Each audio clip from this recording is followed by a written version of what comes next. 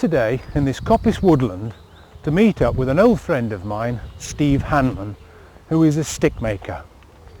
And as every good countryman should know, you should always have a good stick, often referred to as the third leg. So we're going to meet up with Steve now and find out exactly what constitutes a good stick, because I know nothing about the subject at all. So when did they coppice this woodland last? Coppiced woodland is probably the best place to start looking if you want to have a go at making a stick for yourself. Right. In managed woodland, So that's what we're going to look at there later. will be a lot of new growth, with plenty of space around each clump. And because of this, So this is all the fence. saplings will tend to grow straight up, which is ideal for sticks. Hazel is the most common, but if you know what you're looking for, then you'll find hawthorn and blackthorn as well. So Steve, how long have you been making sticks? About 7 years now, Paul, I should think. And what got you into making them? Well, I saw a nice stick that somebody had and I thought, well, I'd like to have a go at that. So, found out a bit about it, and So this one's a more recent one you've got here with you, is it? that's one that I made last year, actually. So tell us about this one. This is a twisted ash that I cut at Norfolk Estate, I believe. Mm. And it's probably 3-year-old, this stick. Well Yep. seasoned. Honeysuckle grows around it, and when it's growing up in the thinner stages, as it gets thicker, the honeysuckle cuts into the wood and the bark, or whatever you want to call it, really, and causes a twist. This is a particularly good one because it's got a long twist which comes from top to bottom. Right. Most of them have only got short twists, perhaps 2 or 3 turns, and then the honeysuckle grows off in another direction. Right. So this is topped with what? It's a fallow antler, piece of fallow antler, reasonable piece actually. It's held in with a screwed rod down through, tapped into the wood and into the antler. We've got a brass furrow on just to stop the wood splitting with any move action or anything like that. And it's topped off with a little piece of perspex just glued on to give it a bit of brightness, bit of colour really. Oh. So what makes a good stick? What species of tree are you using? Well, I like to use ash. You can also, blackthorn's very good. We've got one down here, which is just a bit of an old sample.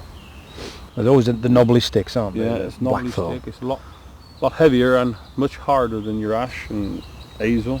Hazel's a light stick, used for walking and things like that really. And that one's been cut when? I think that's 2-year-old. So that It's is about ready for working really. right. You know, you can do a bit of work with that now. Right. It's reasonably straight as well. And then Straightening. yeah. And the other one here, this is obviously another ash, similar to Again, about 4-year-old in growth, and it's been cut about 3 years. It's ready for working. and again Bit it's of got the twisting. twist, yeah. Got a little kink in the bottom end there, but you know, adds a bit of character. So I think it's okay. I'm not into straightening them or No, anything no. like So that. this one I've got here, would that have been straightened or would that be a I natural? would think that was a natural one. Right. Cut like that. And that's ash again. Yeah. Piece of fallow on the top, Yeah. piece of copper on the bottom. Hmm. Looks very good. Excellent. Serviceable. So what stick are we going to cut today? Well, I'd like to see if we could find a nice blackthorn out along the back edge there, Paul. I'm sure if we have a good look, we could find several blackthorns and possibly a nice ash. Yeah, well there's plenty ash in this wood here. We're really lucky. Yeah. Okay. Well let's go and do that then. Let's go and find a stick. Right. Now the rain stopped. It's A coming decent quite sized bright. wood is a stick maker's dream, Certainly. and as long as you have permission to be there, Yeah. you will be overwhelmed for choice. When looking, Yeah. it is important that you take your time and decide what you want from your stick. Is it just to be used as a short walking stick, or do you want a thumb stick stout enough to carry your weight? When you've decided, then by following Steve's pointers, you can have a good serviceable stick that should last you for many years. Just up along here. Yeah. Like Steve, once you know where to look, you could happen upon a more unusual type of stick in the making. Just mark the spot and return to it at the right time of year. Just as we spoke about earlier. Yeah. It's a bit too thick for cutting now, but Yes. just shows you the twist. And Yes. easy to spot this time of the year because the honeysuckle's first in leaf. Yeah, So yeah. if you see the green leaves, you might find a stick if you're lucky. Spring is not the ideal time to cut yourself a stick, But as long as you don't leave it too late, then it should be okay. Remember that once it's been cut, don't start to work on it right away. Instead, leave it in a cool, dry place to dry out for a few months. This will harden it and make it stronger. The thorns can be quite painful if you're not careful, so a good pair of gloves is important. Cut as close to the base as possible. This will help the thorns to sprout new shoots. Blackthorn is a very good wood for sticks. In the right circumstances, it can be wonderfully straight, strong, and has a lovely black bark that can be polished to look like mahogany.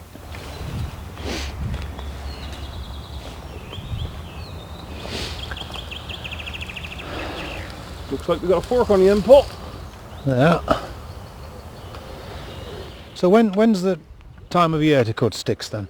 Well, we're a bit late really, sort of January, February I find is the best time. There's no sap up, sap's gone back down. Just starting to rise now really. That's not a bad stick actually. No. Little fork on him.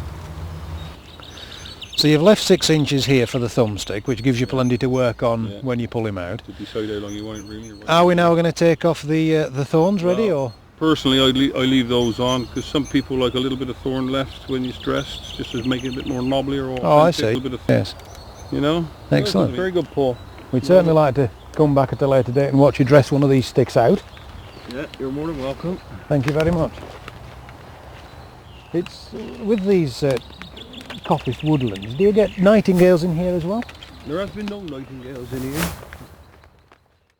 Ponds were originally dug as watering places for farm animals. But over the last 50 years, many of these ponds have been filled in, thereby depleting a very important wildlife habitat, especially for the amphibians, such as the frogs, the toads and newts. In recent years, many new ponds have been created, and like this one, although it looks large, is in fact of a modest size pond-wise. If you are going to dig a garden pond, there are 1 or 2 things you need to know. One plant you definitely want to keep away from is the greater reed mace, often referred to as the bulrush. It is a very invasive plant, and as you can see, there are millions of seed heads, and as such they can soon take over the pond, and if it's a very small pond, being a very thirsty plant, they'll drink it dry. A good plant to put on any pond is the hard rush. This is a plant that's more normally seen on the edges of ponds, and it's very good to stop the erosion of the banks. The seed heads of the hard rush are also very important. They fall off into the water, providing food for various animals and birds. Garden ponds, however small, are just as important for wildlife as a pond of this size. They will give you an immense amount of pleasure, and they're great to sit by, especially on the long summer evenings. Once your pond has actually settled down, it won't be too long before it gets colonised, and one of the earliest colonisers of ponds are the amphibians, like the toads and frogs. So here we have a toad, and it's a male. Toads only come back to water to breed. If you're in the garden, you can often see them there. During the summer, they like to be in damp places, and they feed on insects. They're a real gardener's friend.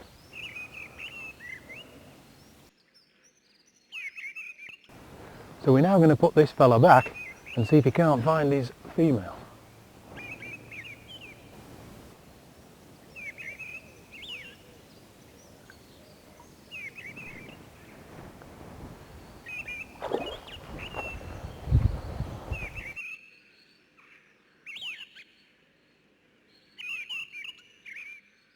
You should be very wary about trees around a pond.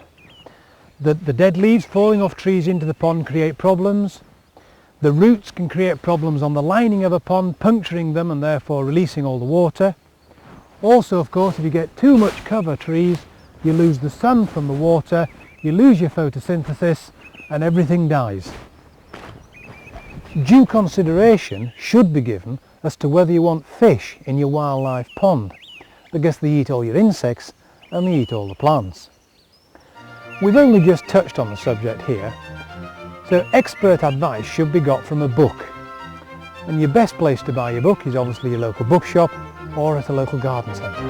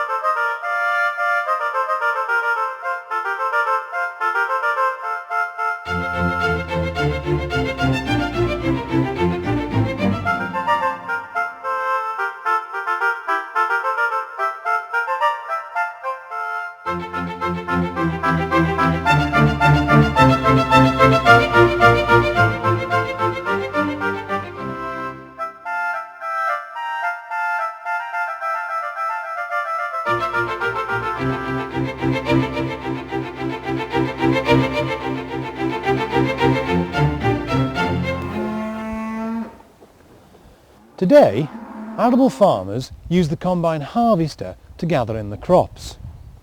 But some farmers have gone back to the more traditional method, to cut with the binder and then stack and store until winter when the thresher would arrive. The reason for this is the increased demand for thatching straw. The straw is tied into sheaths for storage, ready to be fed into the thresher where the ears of corn are taken off. But more importantly, the straw is left undamaged, ready for the thatcher.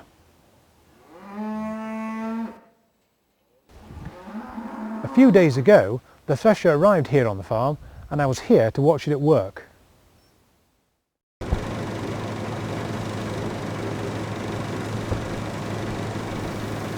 Only a few of these threshers still exist, and because of the demand for this type of straw, they tend to be working flat out during the season, and each machine needs a lot of people.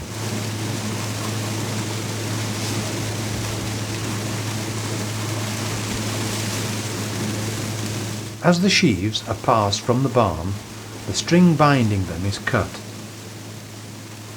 The wheat is then teased out and fed into the machine for threshing.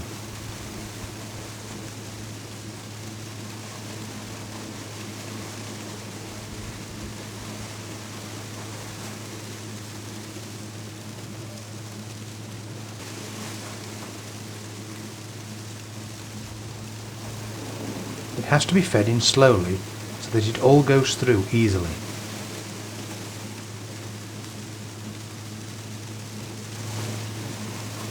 The separated husk is blown out along a pipe and into a trailer. This is of little use and will probably be burnt or buried.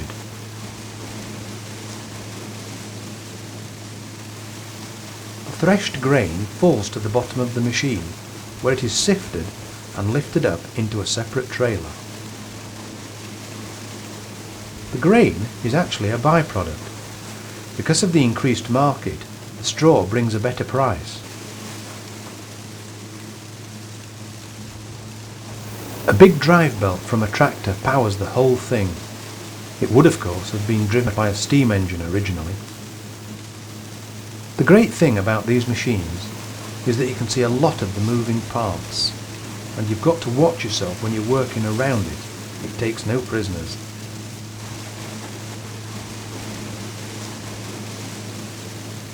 The modern combine still works on the same principle as this old machine.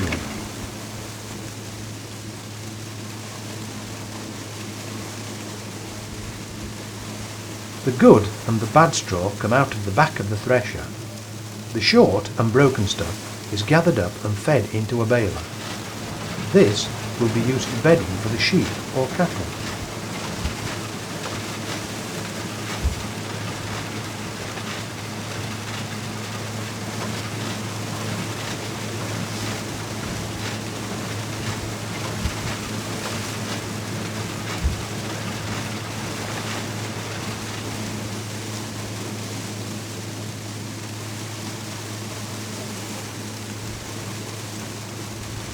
the good straw is formed into sheaves. In the early days, the sheaves would have been made into stacks on the farm. These stacks were built onto staddle stones. Every year, a master thatcher, often called a journeyman, would visit the farm in order to build these stacks. Thatching is a skilled job even today. These mushroom-shaped stones formed a good base, and the cap was there to stop rats and mice from climbing into the stacks. Now you can only find them in garden centres.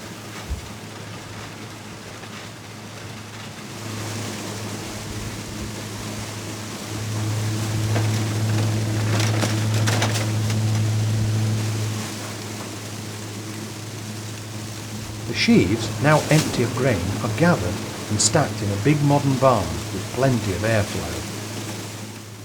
This stops the straw from heating up. Here it will wait to be collected by the thatcher later in the year.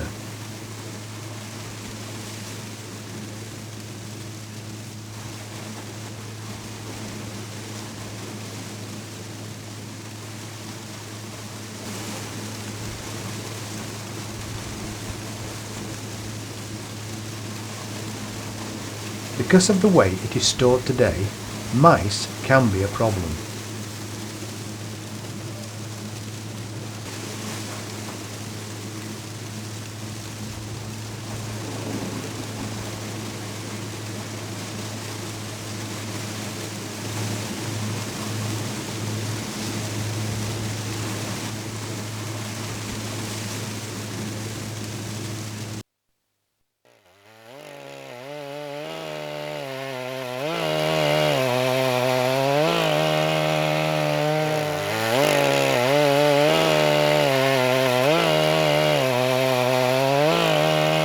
Here, in a wood in Wiltshire, we joined a small team for a day's work.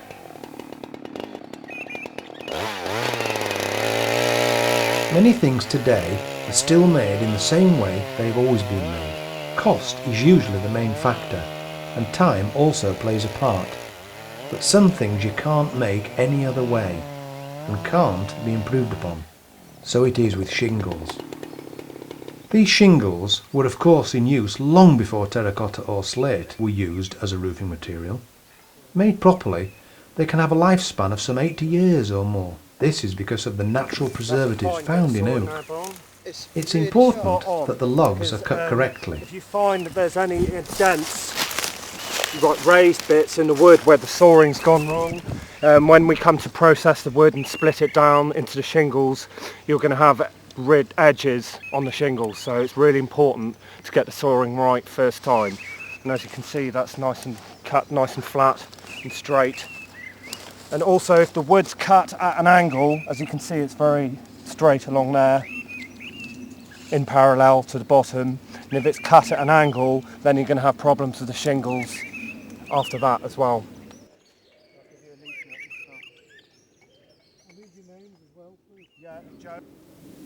Once cut, the logs are then split with a wedge. It is the slices of log that determine the size of the shingles. And it splits them apart like that. It's quite important to bend your legs when you're picking things up, obviously. I've got to do this for a few more years. The pieces are then collected and carried to the truck, where they are taken to a working area that's been set up. The company that these lads work for produces many things from wood, but shingles are one of their biggest sellers and keeps them busy full time for 9 months of the year.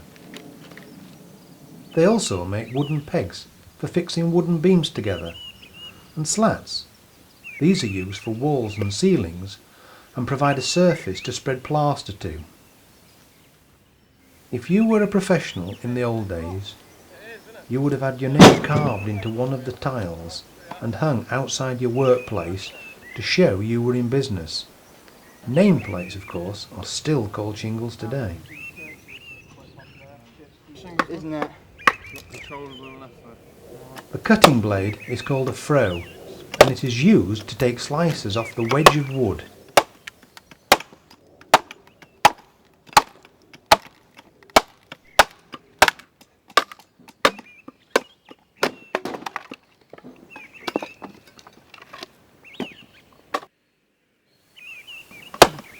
Once the bark is taken off, it forms a triangular shaped log.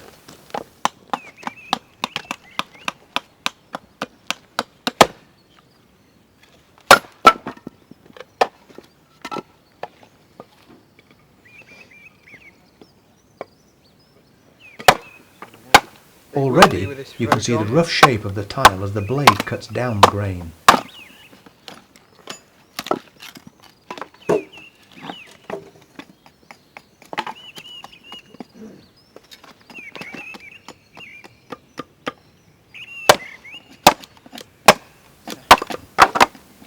The next man then tidies them up to the right size, finishing it off.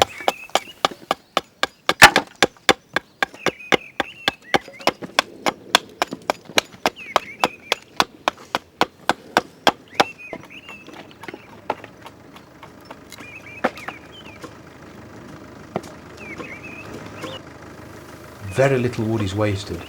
Here, beam pegs are being made.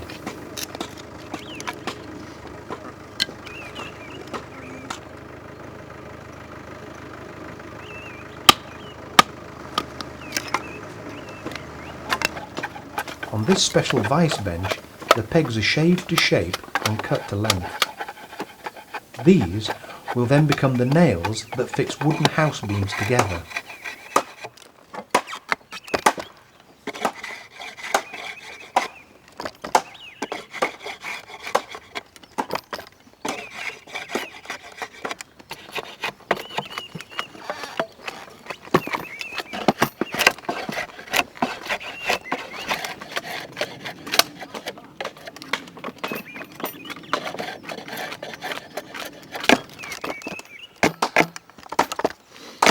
Why is that? It's just harder to grip in the thing, more likely to slip out. That's why I use different parts of this to grip different size pegs. See where you've got the dip there, I'll use that for my bigger size pegs, maybe those upwards, because that'll grip that in there, whereas that's not very good for gripping that, so I'll just use it straight under a flat on the side to grip it.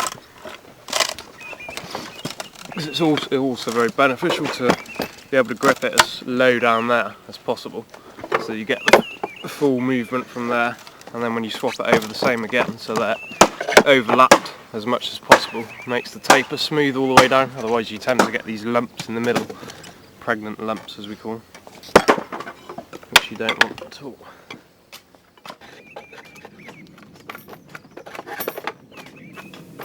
Once finished, everything is into nice neat bundles, ready for sale.